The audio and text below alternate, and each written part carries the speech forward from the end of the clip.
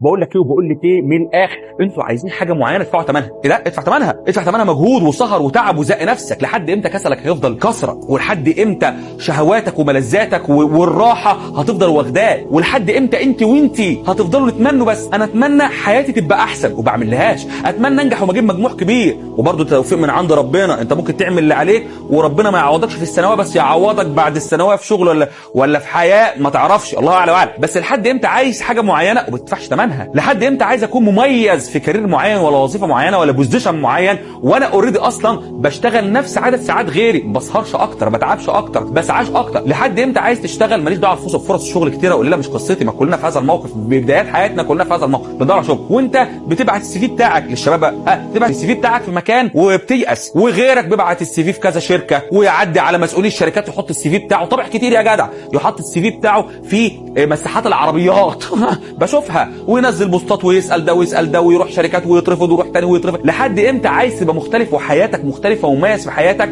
وكواليسك عايزها كلها راحه وانتخه؟ ازاي؟ رب الكون اللي حاطط القوانين هو كله توفيق وتيسير من عند ربنا، بس رب الكون اللي حاطط القوانين عايز يشوفك بتسعى يقوم ييسر لك، عايز يشوفك بتحاول وتحاول وتتعب وتحاول وتفشل وتقوم وتقع، عايز يجي يشوفك بتجيب اخرك ويفتح لك مره واحده. خد بقى رزق، خد توفيق. ضاقت فلما استحكمت حلقاتها فرجت وكنت اظنها لا تفرج. لما تضيق قوي اعرف انها تفرج قوي، بس لما تضيق قوي، لما تتعب شويه يا صاحبي، لما تتعب شويه، وكل ده في ميزان حسناتك. انت اصلا لو كل حاجه سهله بالنسبه لك هتبقى الحياه بالنسبه لك سهله وتافهه وملاش قيمه. اكبر نسبه انتحار في العالم بتكون في الدول المرفهه جدا، سويسرا ومش عارف فين وباريس ما مرفهين موفرين كل حاجه. انا مليت الحياه ايزي او سهله الى حد كبير يعني، مش قصتنا في تفاصيل، بس يعني نسب خش وسرج. طيب الواحد بقى لما يدفع ثمن حاجه او يحاول، هنا المتعه. لا يا عم انا عايزها جاهزه على عيني وراسي، بس المتعه باحساس بنفسك. افهم المتعه، وكمان وانت اصلا عندك ابتلاءات وتعبان وبتزق نفسك في حاجه شبه كده، ولا بتزق نفسك او بتزق ظروف اسريه او بتزق خنقه في البيت او بتزق ان الناس بتكسر مقاديفك وانت بتحاول تقاومهم او ما تركزش في كلامهم. كلنا عندنا حاجات تنغص علينا حياتنا، ولكن انك تزق نفسك وتعافر من الاخر، اللي هو يا دنيا هات اخري، انا في وشك انا مكمل، عارف اللي هو هات يا دنيا كمان هاتي انا مكمل، اخرك هاتيه. طالما عندي ابتلاء كبير ربنا هيديني قدره ان انا اعديه. ما هو رب الابتلاء هو رب القدره، هو رب القوه، هو رب الطاقه، هو رب الرزق، هو رب الفرج، هو اللطيف، هو الكريم، هو الجبار يجبر الخواطر، هو صاحب العوض، هو السميع البصير، هو اقرب اليك من حبل الوريد. زي ما في ابتلاءات في رب لشايف وشاهد، وربنا سبحانه وتعالى هيعمل ايه بشقائك وتعبك وابتلاءاتك؟ لا ينفعه عبادتك ولا يضر معصيتك ولا تنفعه شقائك وابتلاءك، هو بس عايز يشوفك هتصبر ولا تشكر، فيقوم يديك دنيا واخره. اجمد وكمل في اي مرحله من العمريه، انت ولا هي. النجاح والله طعمه حلو، المعافره طعمها حلو، واوعى لما تقع ولا تنكسر ولا تفشل في حاجه تقول ما حاولت وفشلت. انت فشلت لما ما حاولتش، حاولت وفشلت ووقعت وقمت، انت كده ناجح. ما انا في حاجات كتير وغيري واي حد في اي كارير يقع ويقوم ويكمل ويقوم ويكمل، ده نجاح. انك تغلط في وتفشل في مواقف وترجع تتعلم منها تاني، ده نجاح. لكن اصلا الفشل الحقيقي ان ما حاولش، الفشل الحقيقي ان ما عافرش، مش النتيجه. انت مسؤول عن السعي زي ما قلت قبل كده، مش مسؤول عن النتيجه. فانت اسمك فشلت لو انت ما حاولتش، بس دي كل القصه. المهم يا رب تكون وجهه نظري وصلت، ويا رب تكون الناس استفادت بحاجه بجد، لان ده واقع. بس الناس بتستسهل، الناس بتستبسط، الناس مش عايز تدفع ثمن اي حاجه. لكن وقت الابتلاء، وقت المصيبه، انت ما تقدرش تستوعب ازاي الشر يبقى خير.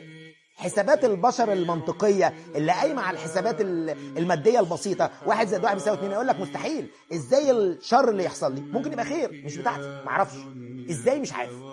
فالشاهد يا سيدنا تبقى فاهم ده كويس، ان مش عشان انت بذلت مجهود وظاهر الامر انه شر ان النتيجه بتاعته شر. والنتيجه هنا مش قصدي نتيجه ثانويه عامه، النتيجه هنا قصدي نتيجه الحياه. لان التوفيق مش اللي انا عايز التوفيق يجي في الحته في المرحله دي وانا عندي 19 سنه، لا مش بتاعتك، لا تشترطها. انت بذلت مجهود وانت عملت اللي عليك وحاسس ان انت اتظلمت، لازم تبقى متيقن يقينا انك ستعوض بذلك. تعوض فين؟ تعوض في الكليه، تعوض في الشغل، تعوض في النجاح، تعوض في الحياه، هتعوض على كل حاجه قديمه انت نسيتها ربنا ما نساهاش.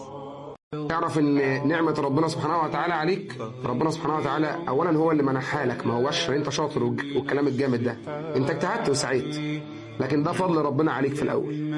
رقم 2، اعرف ان عشان ربنا سبحانه وتعالى يحافظ لك على النعمه دي ما تغيرش اللي انت عليه مع ربنا، سواء في علمك او في عبادتك. يعني عبادتك لازم تكون جيده، رقم 2 علمك هو كمان لازم يكون جيد. وفكرك هنا بقول الله تعالى: ذلك بأن الله لم يكن مغيرا نعمة أنعمها على قوم حتى يغيروا ما بأنفسهم. إن ربنا سبحانه وتعالى لا يغير النعمة لحد ما أنت تغير اللي في نفسك.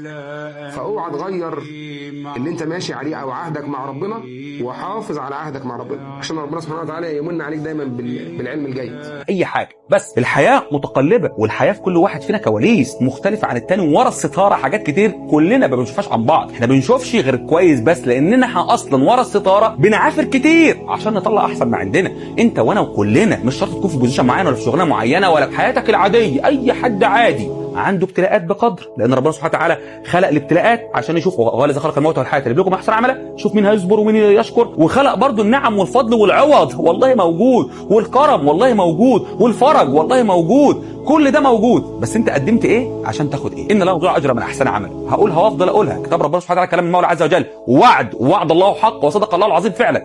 ان لا يضيع اجر من احسن عمل، لا نضيع اجر مين يا رب؟ من احسن عمل، من اتقن العمل. مين يا رب؟ اللي حاول ويعافر. مين يا رب؟ اللي صبر.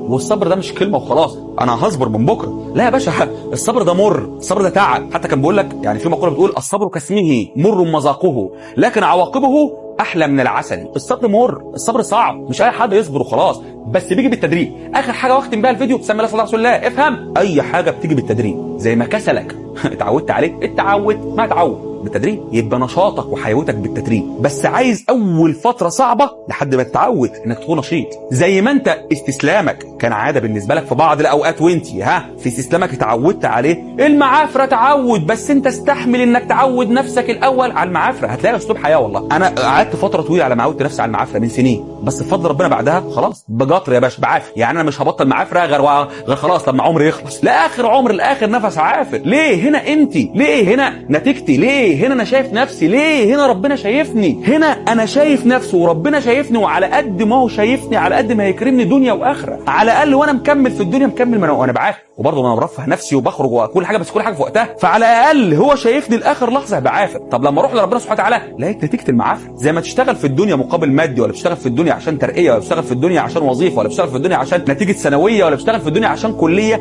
ده حصيله تعبك في ده. الاخره برضه الجنه عايزه حصيله تعب، وعايزه حصيله عباده، وعايزه حصيله حسنات، وعايزه حصيله صبر على الابتلاءات، وعايزه حصيله وقوه علشان توصل لدرجات هناك برضه. زي ما من الاخر كل حاجه في الدنيا لها مقابل، الجنه ليها مقابل. وسعيك واجتهادك ومعافرتك وابتلاءاتك دول لو انت حولت نيتك انهم لله عليهم حسنات من ضمن العباده. واسال لو انت شكرت وصبرت وكنت راضي وعافرت وكملت، حسنات. واسال ربنا يقويك ويرضيك ورضيك، ربنا يسر امورك. واسعدوا لكم، هحلم فرج اموركم ويرزقكم الرشد والرشاد.